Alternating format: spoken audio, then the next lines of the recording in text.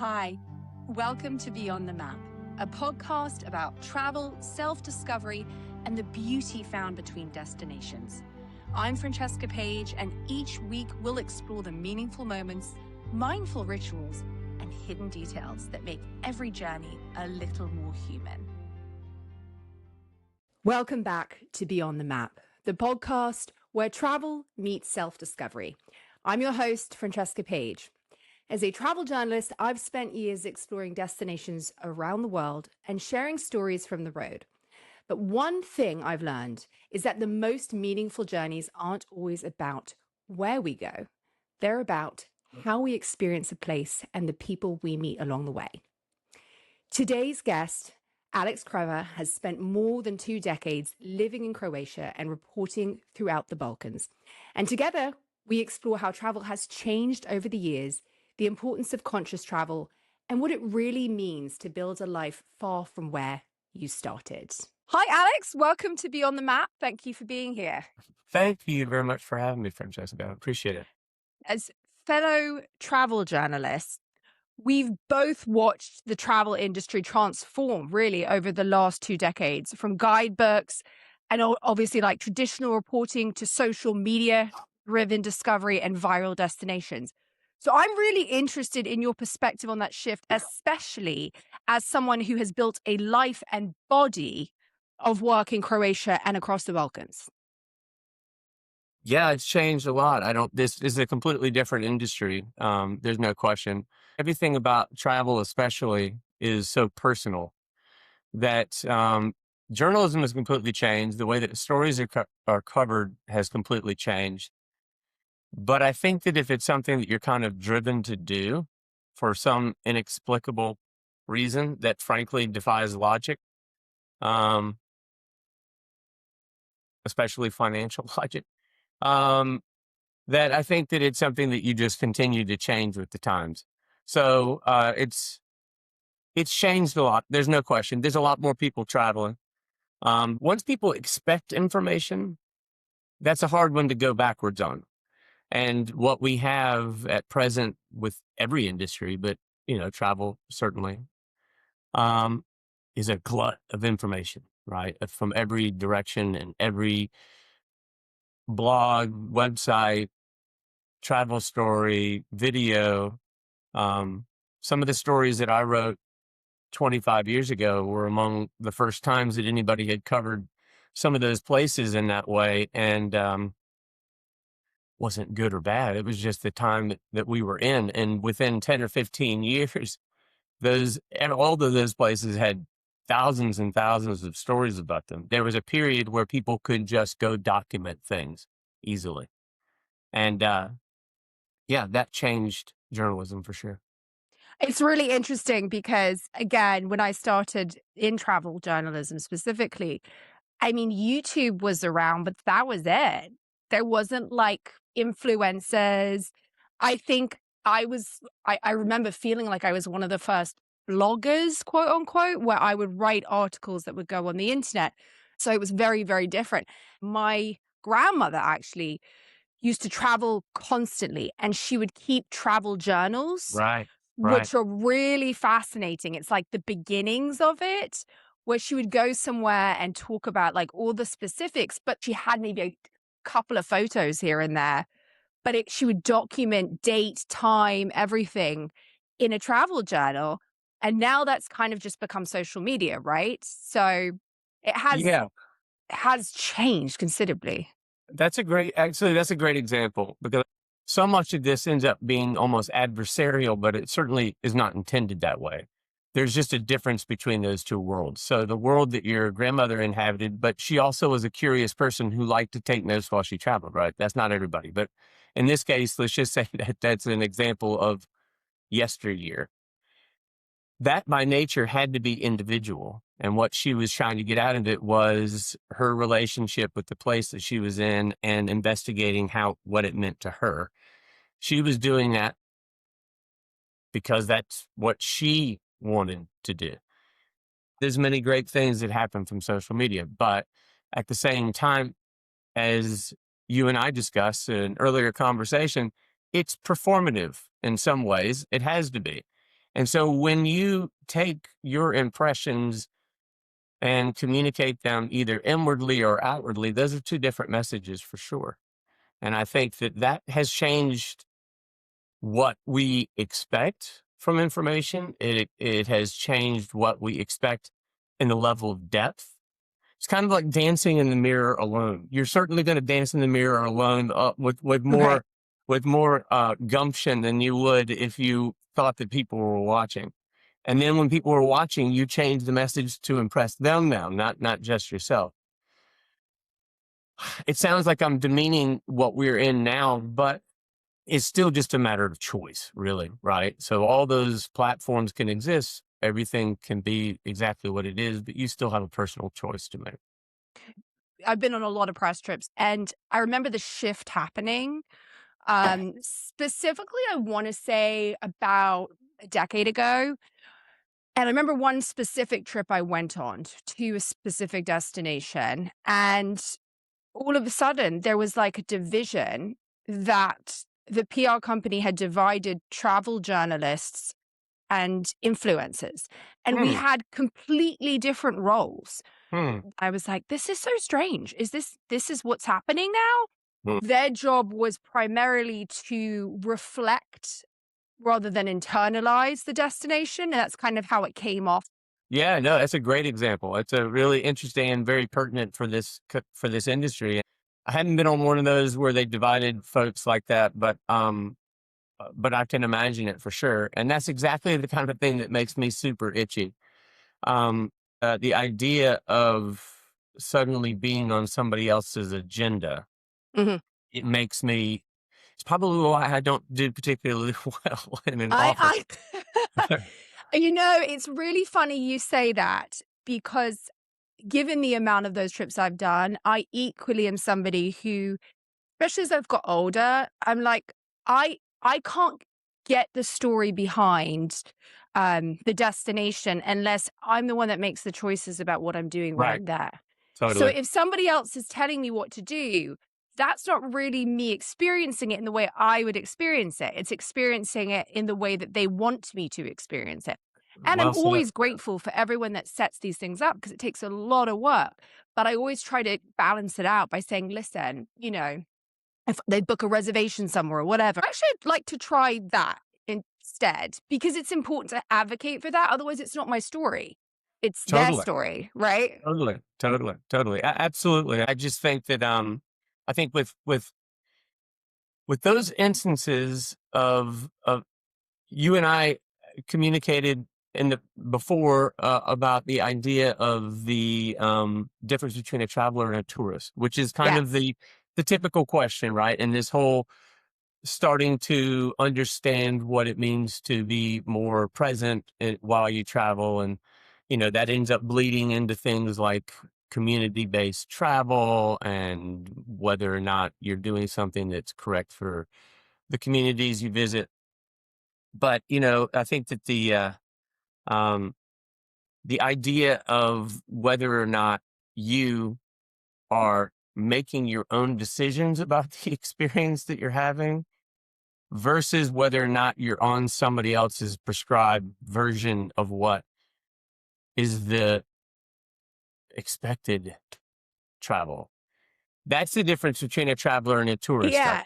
Is I somebody have, who readily invites and takes the itinerary without questioning it versus somebody who actually has a plan and is devising a way that they want to experience this place. I've got actually another very good analogy for that is when I first moved to New York City. And I remember there was this spontaneity that was so interesting where I remember turning up and just walking around. Some stranger's going to talk to me. And having lived in London, it was very, very different. And it was like this amazing spontaneity where I would just build my journey of a day without really having planned anything. But it does have this sense of Mhm. like, anything is possible, like something could happen. And having that mindset, I think, when traveling is really important because although you can have goals and destinations and all the rest of it, you have to keep an open mind. This is a good segue into us talking about Croatia. So, Yeah. can you explain a little bit what first brought you to Croatia, and then why you actually ended up staying? Yeah. I was bumming around Santa Fe, New Mexico, out of college and in my early 20s, and really didn't have any idea what I wanted to do whatsoever, and almost picked it out of a hat and decided for some inexplicable reason that I was going to be a journalist.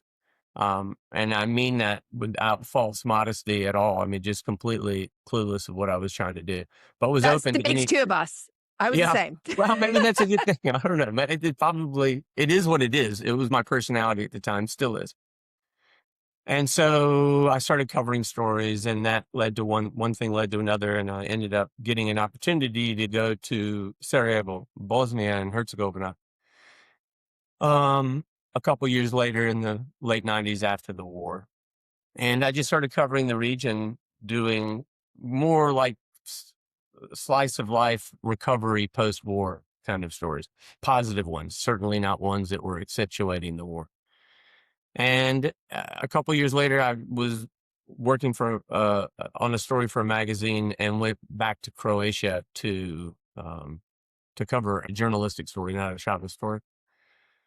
And I don't know, something when I was there just clicked, and it wasn't like a yearning to travel as much as I just needed to be immersed in something that I needed to work hard to figure out. And the Balkans are a hard place to figure out. You spend 20 years putting your foot in your mouth constantly because you didn't grow up with it, and it's a very complex place. And so I just decided to stay in Croatia. As it turns out, my grandfather is Croatian, but I didn't grow up in a Croatian way in any shape, form, or fashion. And it wasn't going back to find my roots. But as it turns out, when I got back there, I stayed in, especially Zagreb, the capital, lived around the country, different places. But it just became a really great base for me to cover stories Yeah. around the region, around Europe. You know, it's a 2-hour flight from anywhere in Europe. And obviously, you're at the edge of the former Yugoslavia. And, it was just a great place. Still is. Zagreb, Croatia is still at the very top of my list of places to live, honestly.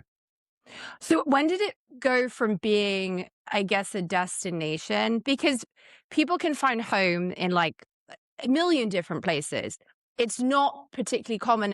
How did it go from being like a destination to home? Was there some specific pull to Croatia that once you were there, you were like, I'm not going anywhere? This may not be a very appealing answer for singing praises of Croatia, but I think it is telling for maybe the profession. I Hmm. knew, especially early on, that I wasn't going to probably compete with established travel writers because there weren't a lot of, this was the very beginnings of people having websites that you wrote for.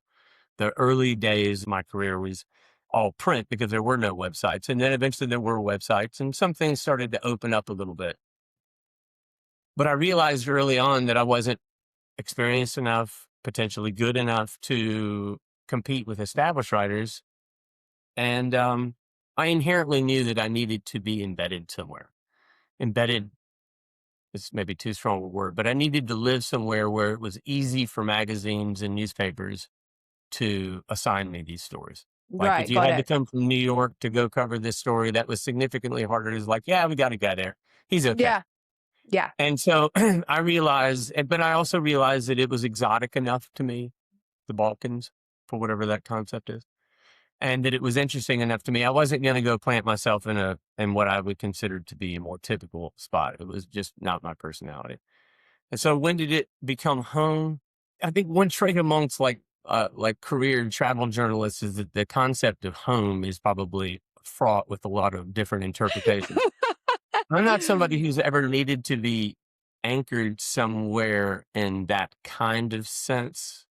Whether that's good or bad is debatable, but um, so I love Zagreb from the beginning. I love many places in Croatia from the beginning. In some ways, I grew up there. I mean, as a young adult, trying to figure out what I wanted to do, how I wanted to do it.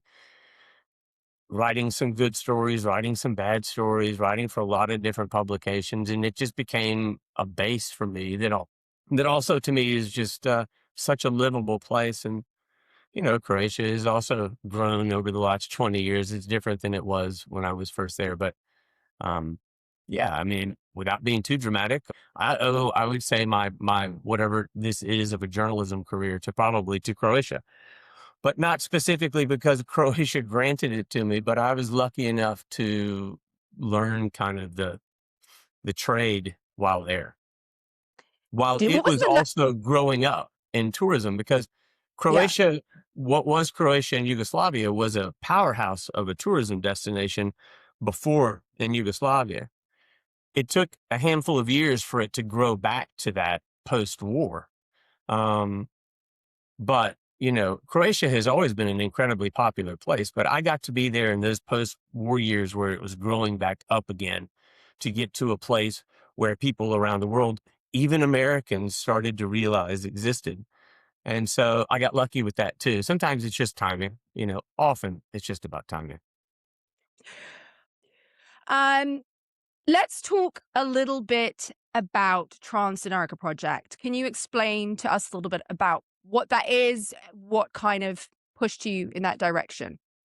Yeah. So after covering stories around the Balkans for a couple decades, you get involved in one way or another. You have a lot of friends, and especially since I kind of tend towards adventure sports and that kind of stuff. I mean, I'm not an extreme climber or any of those things. I like to cycle. I like to hike, some amount of mountaineering and that kind of thing. And one of the beauties of being in a place that's kind of regaining its footing as a tourism destination is that you're able to also kind of participate in the direction that goes, right? If a place is not as well established, and we were lucky in that it was coming up at about the same time that people were using words like sustainable to make sure that this was something that wasn't just ruined because what you ruin today doesn't exist for future generations.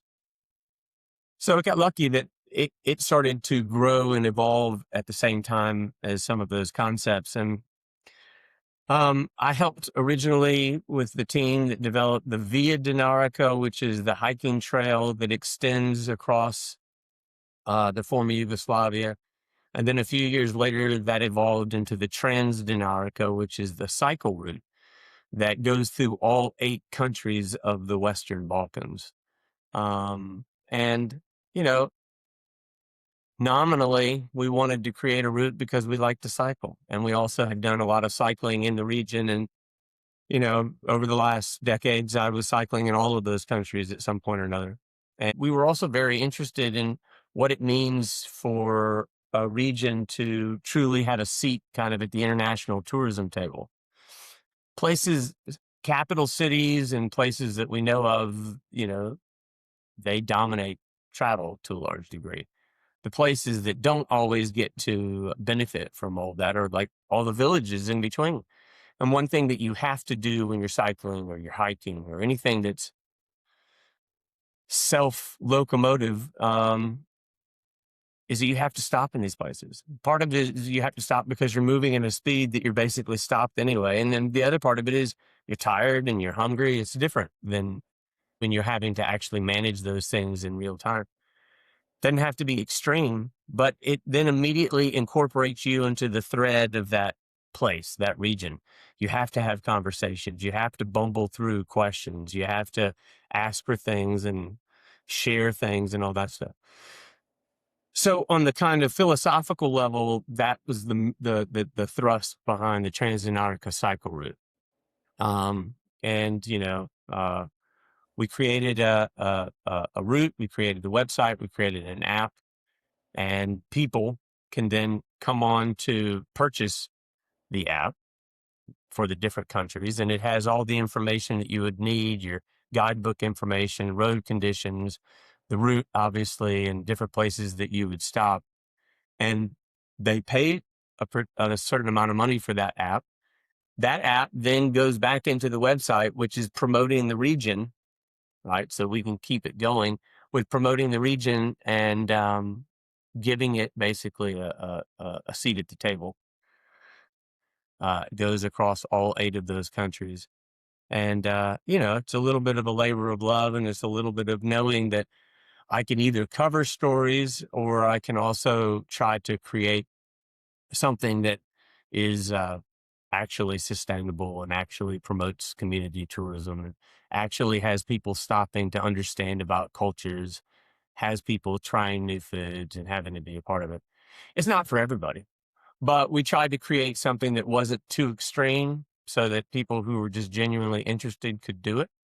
That was a sincere issue throughout it, was trying to always balance what was possible for somebody that I wouldn't say this is the best place for your first outing on a bicycle, but I would say if you were a couple of trips in, there are certain parts of the route, because you don't have to do all 5,000 kilometers.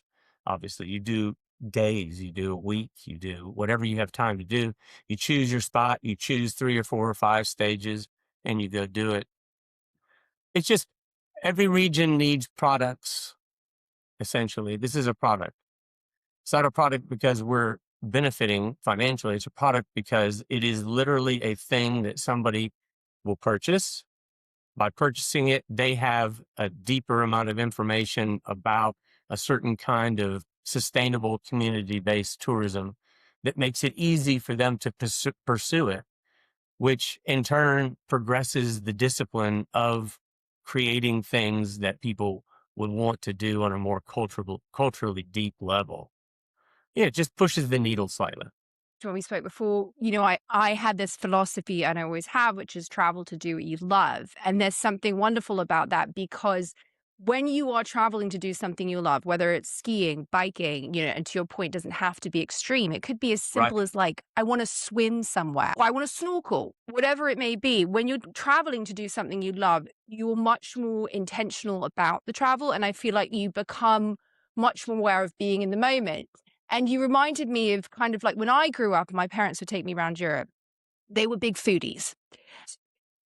I used to beg my parents to can we just go to like Club Med and I can just sit there? Sure. No. My dad had to rent a Good for car them. and drive around Europe like a lunatic with a map, because there was no GPS, and a Michelin guide. That's That's how they traveled. We would sure. stop at like somebody's kitchen in Italy with 2 tables that was considered a restaurant. And I've got to tell you, it was worth getting car sick over, because we'd get there and it'd be like the best minestrone soup you've ever tasted Yeah. in your life. Yeah. And we were spoiled for it. My father, as well as his mother, my grandmother, I discussed, was very much a travel nerd when it came to places. He didn't just want to travel somewhere to sit there. He wanted to travel somewhere to understand it. Now, granted, he worked in finance and traveled around the world from Russia to China. He was barely home, but he loved it. He Yeah. loved it so much. And he didn't just go somewhere and to that end sit in his hotel. Right. He would go out and explore and try and understand the language. And to your point about conscious traveling, and I think just in terms of helping local businesses and supporting local communities, you can find a way to promote that, is like a deeper tourism, that conscious traveling, that I think is really great behind what you're doing, because it is forcing people to some degree to slow down, be in the moment, and also really discover the roots of where they are versus kind of skimming the surface. Yeah. When I've been to Croatia, albeit 20 years ago, I remember sitting in a very nice hotel with a pool, Right. and it was overlooking the water, where there was all these beautiful boats and seafood restaurants and everything. And not one of the people in the hotel left that pool Right. and went in the water or went over Right. to the seafood. Right. And I was just looking at it like, I mean, if that's for you, that's fine, but why come all the way here? Well, there are in the study of tourism, there are a lot of different personality types, right? Yeah. And there are people, regardless of what the options are going to choose one thing or another. And I wouldn't necessarily disparage one or the other personally. No. I know what my choice is, but that doesn't necessarily disparage the other. I think the movement to be more quote unquote sustainable and to create something that is more community based is one that just realizes that it's okay to have those options as well. Yeah. And it is one possible beginning of a solution for spreading out the bottleneck that is tourism, right? Okay, I'm going to go into my fast round of rapid All questions right, if you're I'm ready. ready. Okay. Most underrated destination in the Balkans? Um, I would say Zagreb, Croatia, even though people know it. For me, it's a perfect city. It's such an easy place to navigate. It's exactly where I want to be on being able to travel east into the Balkans or to being able to travel west. As a country, a place that's underrated. Well, um, they're all underrated in their own way because I think what people know about them typically is kind of a slight misrepresentation. I mean, Croatia is obviously thick with culture that's beyond just the sea.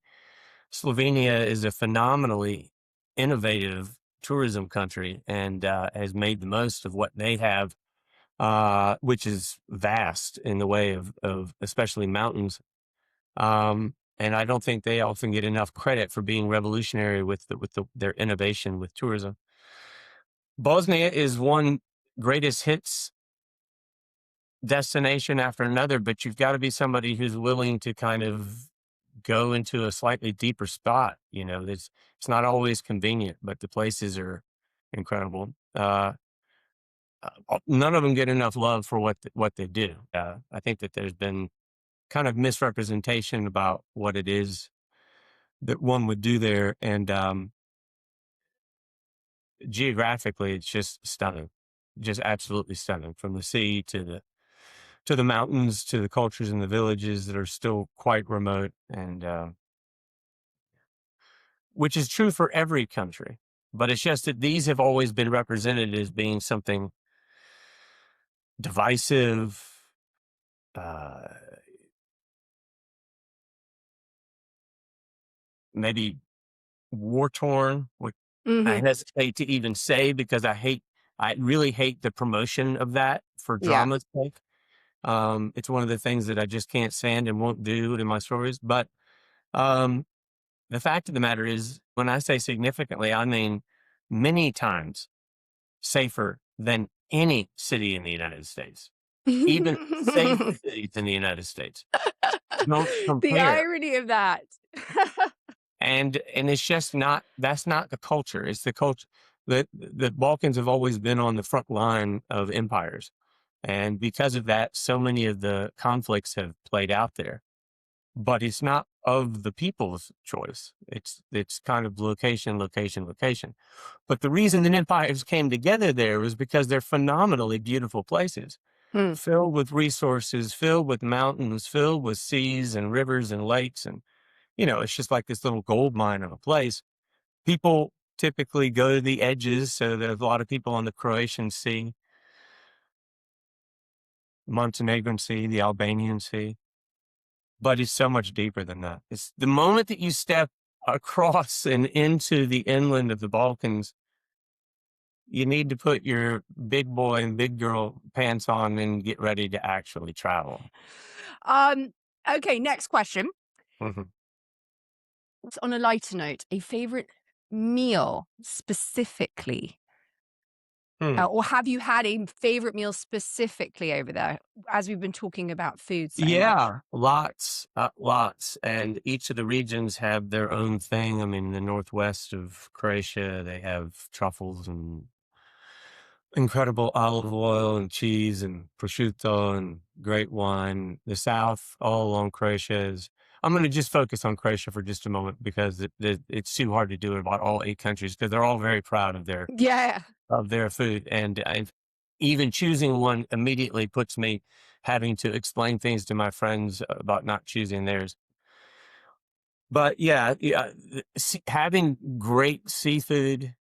There's a place that there's a where they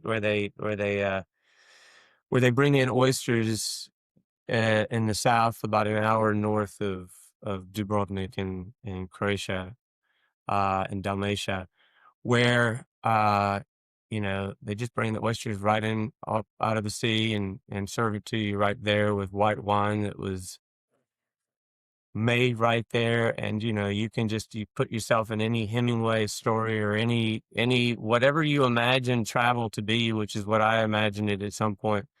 That's what it is. It's just great. So uh have the oysters in a little town called Mali Stone in Pelješac Peninsula in Dalmatia, and you won't be unhappy. My recollection of being in Croatia was the seafood. Wow. Absolutely. Just sitting on the water and the seafood being just phenomenal. Just phenomenal. And by comparison, obviously living in the US, it's really hard to get food like that. Right. Um, all right. Well, I'm going to close out by asking you, beyond the places you've been, what has ultimately um, taught you about yourself through travel? That's obviously a very deep question because it is a personal thing. You make a personal decision when you become a travel writer. Stop counting hours and how much you're getting paid for what you're doing, and that's a decision too. So there's a part of you that either goes along with that and selfishly, or doesn't, and then kind of resent yourself a little bit for it for the rest of your life. Travel has taught me to be an adult. It's taught me how to deal with people from different cultures. It's taught me how to deal with different projects and different stories and seeing the place in a deeper way, being more focused. All the cliches that one could say, but you really have to be in the now when you are traveling versus being on an agenda. Uh, uh, if you weren't willing to do that, if it wasn't something that made you want to do it, you wouldn't do it for long. They typically say that a travel writing career, is they're short. For it to last for years, you're doing it for reasons you can't quite explain. Part of me needs to do this kind of thing and to not be hemmed in and to also explore it on my own, sometimes failing when I do it. Because I can't be hemmed in by the general concept of following a prescribed life. And not to disparage that either. If somebody needs to do that because that's how they're built, more power to you. But I think you always have to listen to yourself. So travel has always given me a way to do that. It's given me a way to live in the now. It's given me a way to remind myself to do that and to be focused on it. And I'm very happy to have been a travel writer all these years because I needed something to do while I was traveling. I wasn't probably going to be somebody who just walked around on their own like your grandmother. Like I really, really admire that a lot of the idea of, singing for yourself, regardless of whether anybody's paying you, recording it for yourself because it intellectually scratches an itch that you just have and you need. I'd like to think I'd be that kind of person. I'm not positive, but the fact that I had jobs to do and still do have jobs to do in this industry, it gave me a reason to be focused. Do you think travel writing will has a future still? Well, that's a great question. It will always have a future. I mean, it's less noticeable now, I would say. There are publications that do incredible work and that still uphold that. By percentage, there are obviously much smaller number of those than there were before. Before there were Yeah. more, well, there wasn't such a large number of information. there's always gonna be a market for it. It shrinks and it will continue shrinking. How much of a market there will be, I don't know. There will always be a market for good writing. There will always be a market for poetry. Whether it's something that one can sustain a living on, I don't know. I don't know that I would necessarily get into this business in the same way if I were to do it today. But Yeah, I mean, look, it's the same reason for me. I write for my podcast now, and that's yeah, just the platform that I've had to segue into, right? exactly, Because exactly. and even broadcast and television are now segueing into that. Journalism in general has changed considerably. I agree with you that writing will always be part of that. For me, I will continue to write, but I'm writing for a different platform, if you will, now.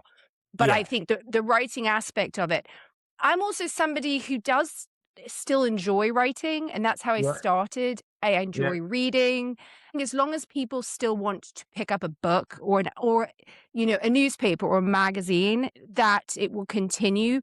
The platforms might change, but writing about experiences and traveling, especially because not everyone can get to certain places, I yeah, that's can't true. imagine will ever die because I think every human being to some degree, whether it's, going down the road or going to a different country or whatever, has an innate nature of wanting to explore.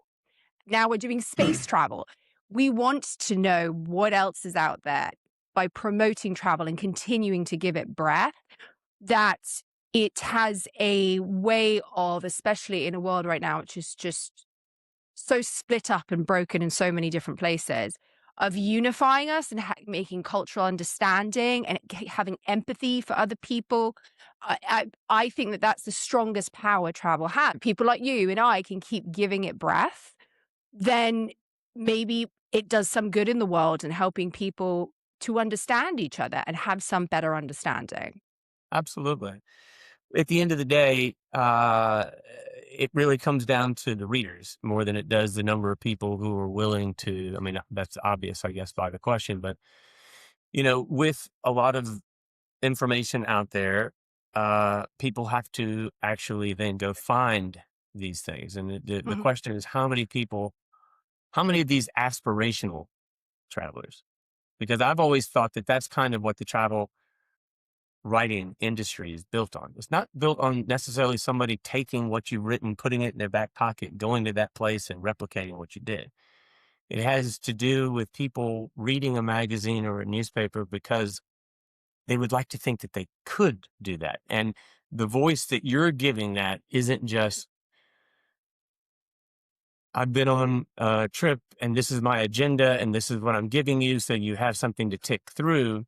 If you're going to the trouble of having somebody willing to follow what you're doing, or at least aspirationally follow what you're doing, to me, it would be embarrassing not to have your name associated with a superficial amount of desk work that didn't in the end represent the place. It's like, at the very least, we owe that. Now, how many folks will feel the same way? How many travelers care to read something that Don't they know. trust? Is that? I don't know.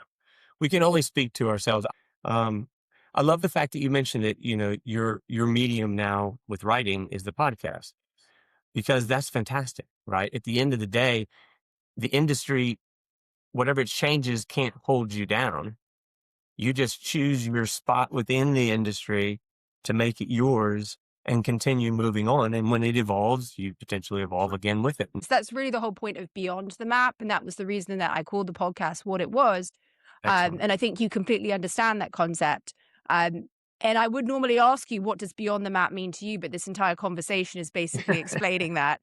And that is the whole point, is when people come to me and they say, what does Beyond the Map mean? And my whole idea of it is intentional travel, looking beyond kind of the agenda, looking beyond what that journey is, whether it's philosophically, your life span, whether it's actually physically traveling, exploring new places, and kind of getting your mindset out of the conventional and looking at not necessarily the alternative, but looking at the broader picture of things. I think you resonate with that 100% with what you're doing and what you've done. being somebody who just what I aspire to be, and I don't always achieve it, but being somebody who is all cliches aside, who is genuinely true to themselves, not just the idea of what it is that they think that they should be doing. Sometimes you do that, but being somebody who is genuinely thinking about what it is that makes you tick. And you and I have both been extremely lucky in the Mm, fact that we had years in our early 20s where we could kind of float, right? yeah. Until what it made sense to us clicked in. Not a lot of people get that. We're very lucky that. I also feel lucky in the fact that I grew up half my life in the analog world, but had some different base. I had nothing to do with that. Just got lucky. Yeah. I had nothing to do with either one of those things. I just simply got lucky. But for whatever reason, that gave me, I guess, some leisure time to figure out that I wanted to do what it was that made me tick. So, yeah. And I think that that's travel too. If we are dividing it between tourism and travel, I think that's the difference. Tourism is one where you're kind of going with what you're being kind of pushed towards doing because it sells headlines and so forth and so on. And travel is when you're saying, I'm going to be true to myself with how I see these places. I like that distinguishment. Well, Alex, thank you so much for coming on Beyond the Map. Please come Thank you back for having me. again. And thank you so much. What stood out to me from this conversation was the reminder that travel isn't about collecting destinations. It's about creating connections. In a world where places can become social media sensations overnight, Alex's perspective encourages us to slow down, stay curious, and travel with greater intention. Whether you are exploring a new country or simply seeing your own community through fresh eyes, there's always an opportunity to connect more deeply with the world around you. Thank you again, as always, for joining me Beyond the Map. Subscribe, like, and I look forward to seeing you next time. Thanks so much for listening to Beyond the Map. And if today's episode brought a little inspiration to your travels or just reminded you to slow down and savor the small things, I'd love for you to follow the show and leave a quick review. Until then, keep packing light, living deeply, and discovering the beauty that exists beyond the map.